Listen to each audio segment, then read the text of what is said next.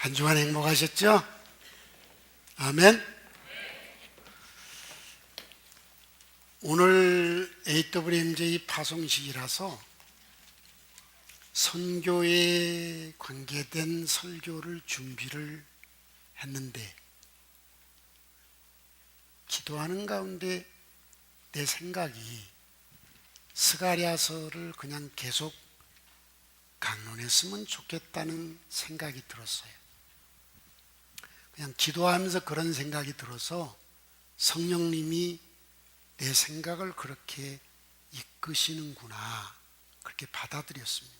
그리고 선교를 위해 준비한 설교를 제쳐놓고 오늘 스가랴서 12장 강론을 하게 되었습니다. 그동안 여러분들은 스가랴서 1장부터 11장까지 강론을 들었습니다. 1장부터 8장까지는 예루살렘 성전을 재건축하고 예루살렘의 성곽을 만들 때 환경적인 어려움 때문에 갈등에 있는 정치적인 지도자 총독 스룹바벨이나 영적 지도자인 대제사장 여호수아나 그리고 그 백성들을 향해서 하나님은 환상을 통해서 저들에게 용기와 힘과 희망을 불어넣어주는 그런 예언의 말씀을 강론 들었습니다. 그리고 이제 9장부터 11장까지는 메시아가 이 땅에 처음 오실 것인데 그 메시아를 거역하고 받아들이지 않고 배신한 이스라엘에게 하나님이 어떤 징벌을 내릴 것인가에 대한 예언을 강론 들었고 역사적으로 그것이 어떻게 실현이 되는가도 우리는 들었습니다.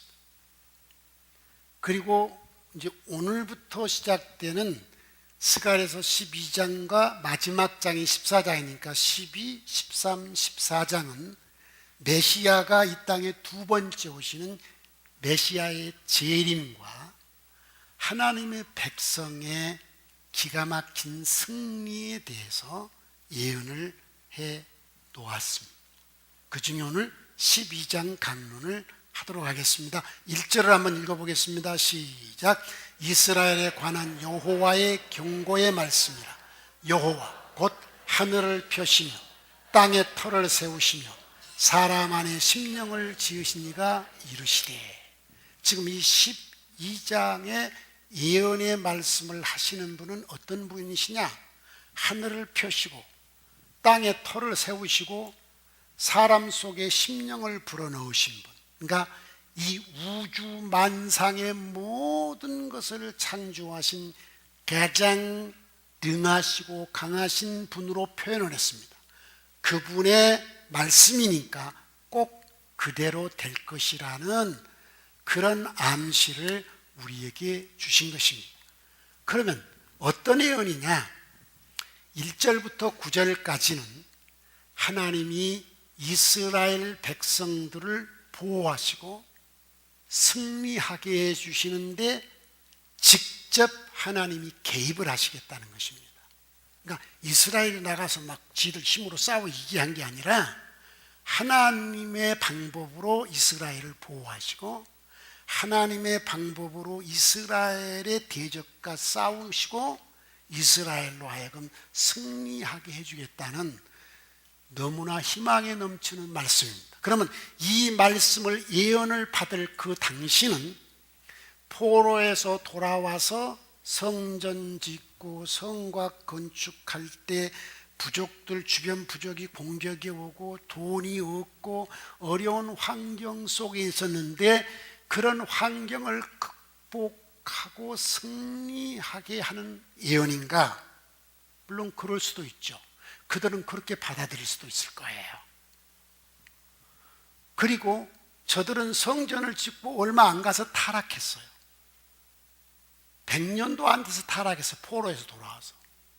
그래서 하나님은 선지자를 보내지 않았고 성경 기록은 중단됐고 그 다음에 예수가 오셔서 신약과 구약 사이에 선지자 활동이 중단되고 예언이 기록한 게 400년입니다. 이 시대를 암흑시대라고 하는데, 이 암흑시대에 그 시리아의 침략을 받아 고통 속에 있고, 시리아의 황제 안디오커스 에피파네스가 성전에다가 무상을 세워놓고 돼지피를 가지고 제사를 드리고 하나님을 모욕하고 이럴 때 마카비라고 하는 제사장이 일어나서 독립운동을 해서 일시적으로 독립을 쟁취했었습니다.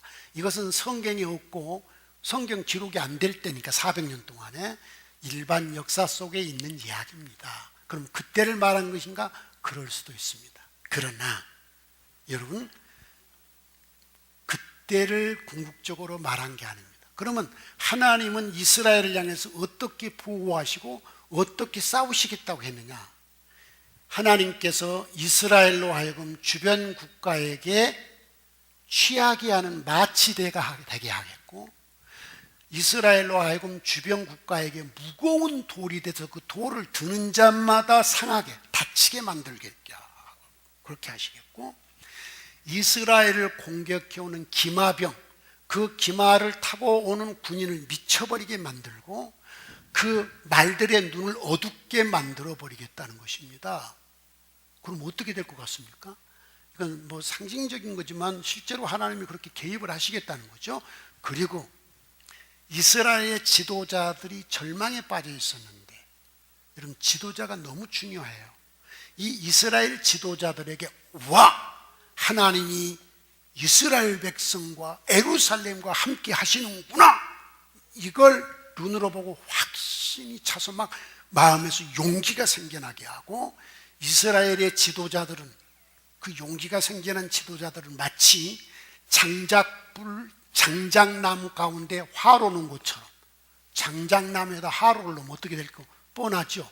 그 다음에 바싹 마른 곡식단 속에 횃불이 있는 것처럼 화로가 되고 횃불이 되게 만들겠다. 이 말은 이스라엘의 지도자들이 새 힘을 얻어서 주변 국가를 어떻게 멸망시킬 것인가에 대한 예언입니다. 이렇게 할 뿐만 아니라 하나님이 이스라엘을 구원할 때, 예루살렘은 산 위에 세워진 천의 요새입니다. 적을 방비하기 좋죠. 근데 예루살렘을 먼저 구원하지 않고 방비 능력이 아무것도 없고 성도 없는 유다부터 먼저 구원하시겠다는 겁니다. 이 이야기는 이스라엘의 구원은 저들의 힘이나 지혜나 저들의 환경 때문에 구원받은 게 아니라는 거죠. 그러니까 방비하기 좋은 예루살렘부터 구원한 게 아니라 유다부터 내가 구원해서 이스라엘 나라의 아주 연약한 자가 다윗처럼 용맹하게 만들겠고, 다윗 자손들은 하나님 같게 만들어 주겠다. 그리고 내가 이스라엘의 적들을 내가 열심히 물리쳐 주겠다. 언제? 그날에. 근데 여러분, 이 12장에서 그날이라는 말만 7번 나옵니다. 그럼 도대체 그날이 언제일까? 그날이 언제일까? 성전을 건축하고 성곽을 쌓을 때, 주변국이 쳐들어올 때 그들을 이기는 그날이었을까? 아니면 마카비가 독립운동에서 독립을 했던 그날이었을까? 그럴 수도 있어요. 그러나 성경이 말하는 궁극적인 그날은 언제일까? 이 말, 언제일까? 마태복음 24장을 우리는 작은 계시록이라고 합니다. 마태복음 24장에는 예수님이 직접 자신의 입으로 제자들에게 예수님이 이 땅에 두 번째 오실 때 일어날 사건들을 쭉 말씀해 주시는데, 그 마태복음 24장에 그날에 이 말이 5번 나옵니다. 그날이 어느 날이요? 예수가 재림하는 그날을, 마태복음 24장에서는 주님이 자기가 다시 올 그날을 그날이라고 이렇게 표현해서 5번을 말씀했어요. 그러면 이 스가랴서 12장에 그날이 7번 나오고 마태복음 24장에 그날이 5번 나오는 이 그날은 아주 마지막으로 궁극적으로 어느 날을 말하느냐? 예수가 이 땅에 재림하는 그날을 말하는 것입니다. 그러면 그날은 어떤 일이 벌어지느냐? 성경의 예언을 보면요, 이스라엘은 지금 예수를 거부했고 십자가에 못 박아 죽인 사람들, 그리고 지금도 메시아를 기다려요. 그런데 이스라엘이 자기들이 죽인 그 예수가 메시아라고 깨닫는 환경이 옵니다.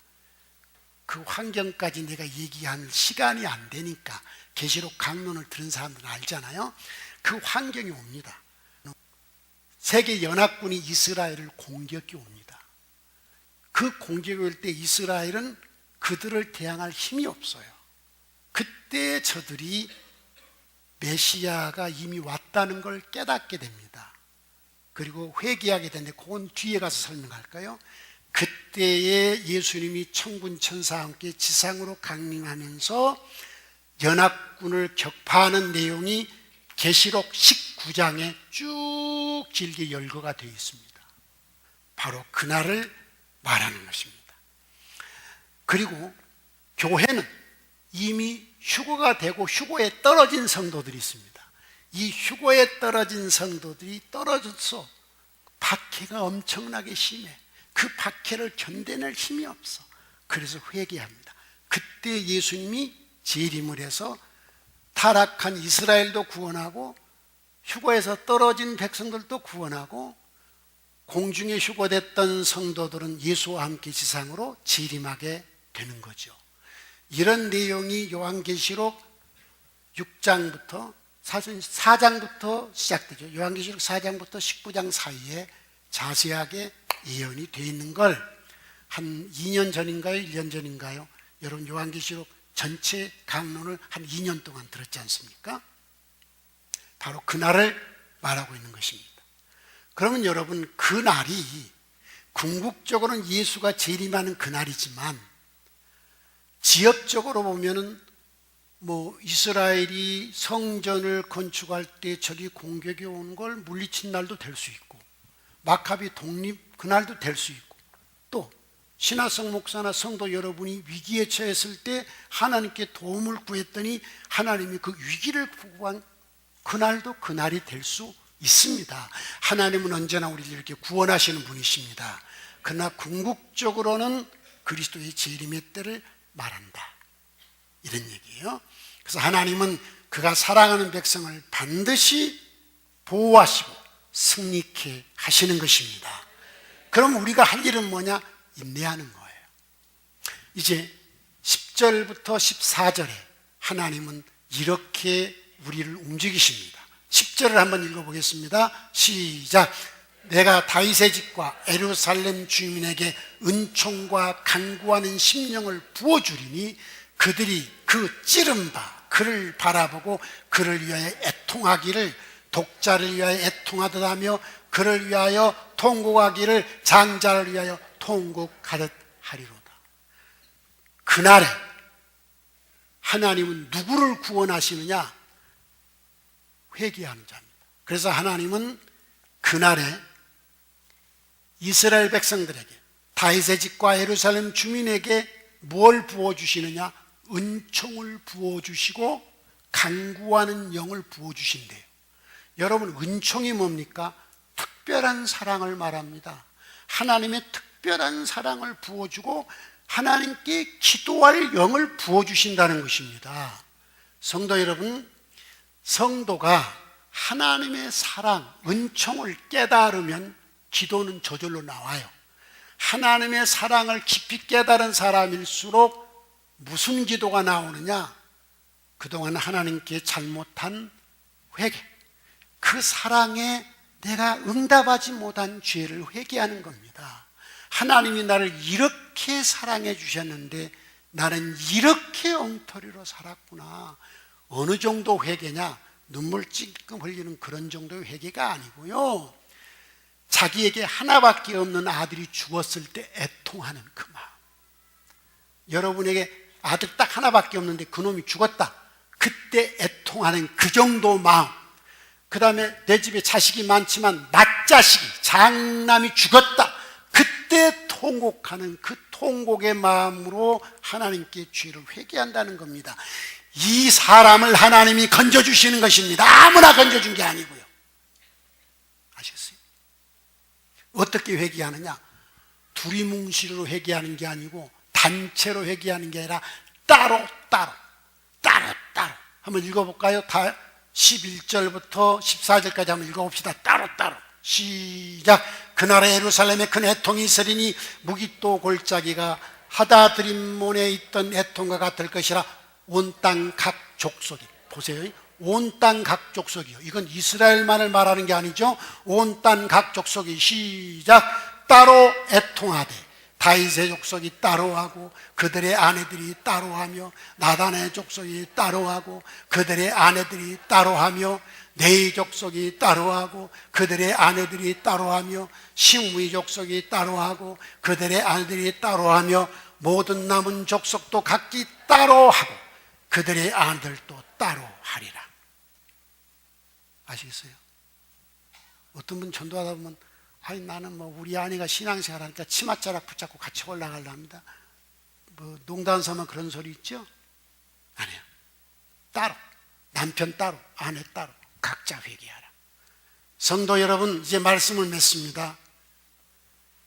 그날, 궁극적인 그날, 예수 재림한 날 승리하는 사람이 되기 위해서는 회개하시기 바랍니다. 신앙 준비하세요. 자, 여기 뭐 자세한 설명을 할 시간이 없어서 못했습니다만 이스라엘이 회개할 때 뭘 회개한다고 해서 그들이 찌른 자. 그들이 찌른 자가 누굽니까? 예수 아닙니까? 그들이 예수를 찔러 죽인 것에 대해서 애통하며 회개한다고 했습니다. 그럼 이스라엘만 회개하느냐? 아니에요. 모든 족속이 회개한다고 했습니다. 성도 여러분, 예수 재림한 날 다 하나님의 보호와 구원의 은총을 받으시길 주의 이름으로 축복합니다. 그뿐만 아니라 여러분의 일상이 그날이 되시기를 주의 이름으로 축복합니다. 여러분의 삶 속에서 하나님의 보호와 하나님이 직접 개입하시는 구원의 역사가 일어나기 위해서는 반드시 선행돼야 될 게 뭐냐? 따로 회개해야 되는데 애통하며 통곡하고 회개할 때 하나님은 모든 사람 개인에게 그날을 주실 것입니다. 하나님이 보호하시고 구원하시고 직접 개입하시는 이 은혜를 주실 것입니다. 이 은혜가 이번 13차 AWMJ에도 나타날 줄로 믿습니다. 그리고 여러분의 각자의 생활에도 나타나기를 주의 이름으로 축복합니다. 찬송을 부르겠습니다.